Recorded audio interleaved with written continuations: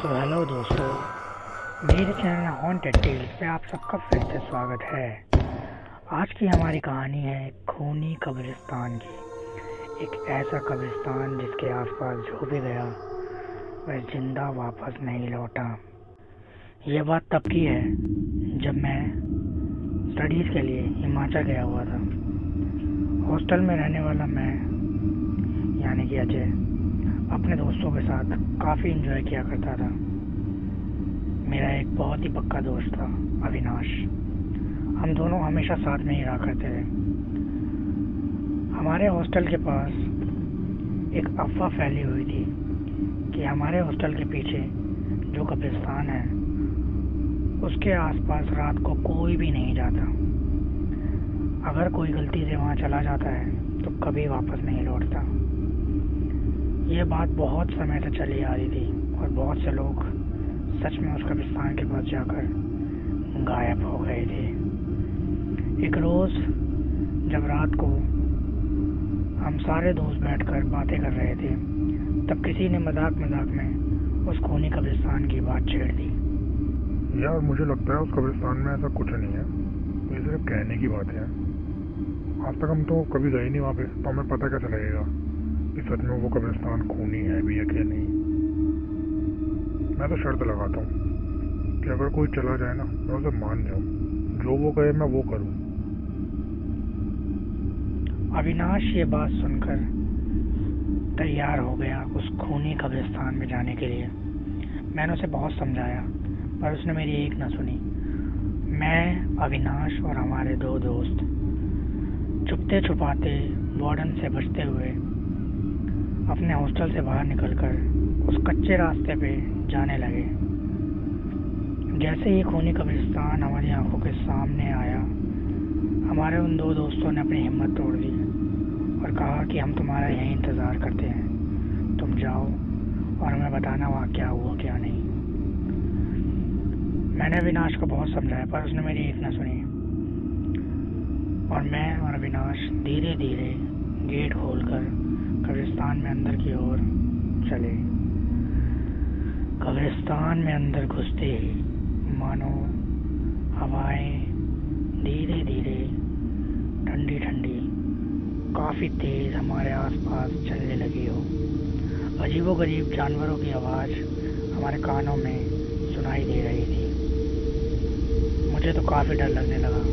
एक पल को मेरा मन हुआ कि मैं भाग जाऊं, पर अविनाश को छोड़कर मैं जा नहीं सकता था। अविनाश जो कि टॉर्च लिए आगे ही आगे बढ़ा ही जा रहा था। चारों तरफ बिल्कुल अंधेरा था और काफ़ी सारी कब्रें। उन कब्रों को देखकर मुझे तो काफ़ी डर लग रहा था। अविनाश अपना फ़ोन निकालकर फ़ोटो खींचने लगा ताकि बाहर के दोस्तों को दिखा सके कि वो लोग अंदर पूरी तरह घूम कर आए हैं। फ़ोटो खींचने वक्त जब वह झुककर कब्र पर हाथ रख रहा था तभी उसके उंगली पर एक कट लग गया और उसकी उंगली से खून बहने लगा।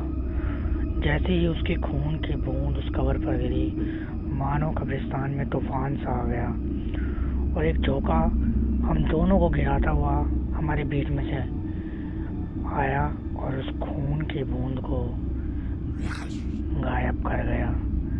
मानो वहाँ खून की बूंद गिरी ही नहीं थी। यह देखकर हम दोनों ही डर से आग बबूले हो गए और वहाँ से भागने को तैयार हो गए। हम दोनों के अंदर डर की एक ऐसी आग लगने लगी कि हमारे समझ नहीं आ रहा था कि हम कहाँ जाएं और क्या करें। हमें कब्रिस्तान का रास्ता भी नहीं दिख रहा था, हम इतने अंदर आ गए थे।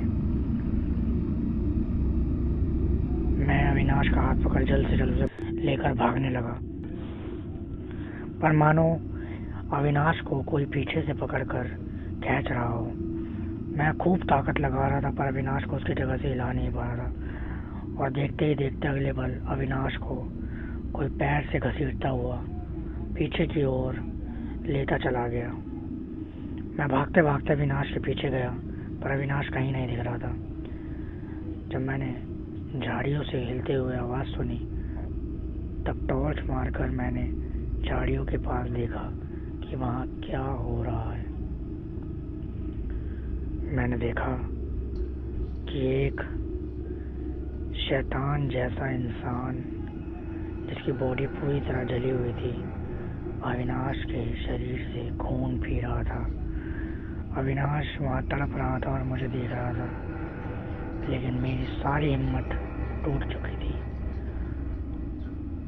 मैं देखकर कांप उठा था कि इस कब्रिस्तान में सच में एक खूनी दरिंदा है। इसीलिए इस कब्रिस्तान को खूनी कब्रिस्तान कहा जाता है। तभी यहाँ जो भी आता है कभी वापस नहीं लौटता। मैं धीरे धीरे पैर पीछे की ओर लेने लगा और वहाँ से भागने लगा। मैं जैसे तैसे चारों ओर इधर उधर रास्ता देख रहा था और मुझे ऐसा लग रहा था कि जैसे हर कब्र मुझे बुला रही हो, जैसे अविनाश की आत्मा जिसके चारों तरफ से खून ही खून बह रहा है और मुझे ही देख रही हो। और देखते ही देखते मैं बेहोश हो गया। अगली सुबह जब मैं उठा तब मेरे उन दो दोस्तों ने मुझे हॉस्टल के बाहर बिठा रखा था। सारे के सारे हॉस्टल के बच्चे मेरी तरफ देख रहे थे और दूर पड़ी अविनाश की लाश देखकर मैं हैरान हो गया। पुलिस वगैरह सब आई, पर कोई ये बात नहीं पता लगा पाया कि वहाँ उस रात अविनाश के साथ क्या हुआ था। अविनाश के शरीर से खून की एक भी बूंद पूरी तरह गायब हो चुकी थी। एक वो दिन था और आज का दिन है। मैं उस खूनी कब्रिस्तान और उस मंजर को आज तक नहीं भूला। तो दोस्तों, ये थी हमारी आज की कहानी। अगर आपको ये कहानी पसंद आई हो तो इस वीडियो को लाइक करें और कमेंट सेक्शन में बताएं कि आपको ये कहानी कैसी लगी और मेरे चैनल को सब्सक्राइब करें।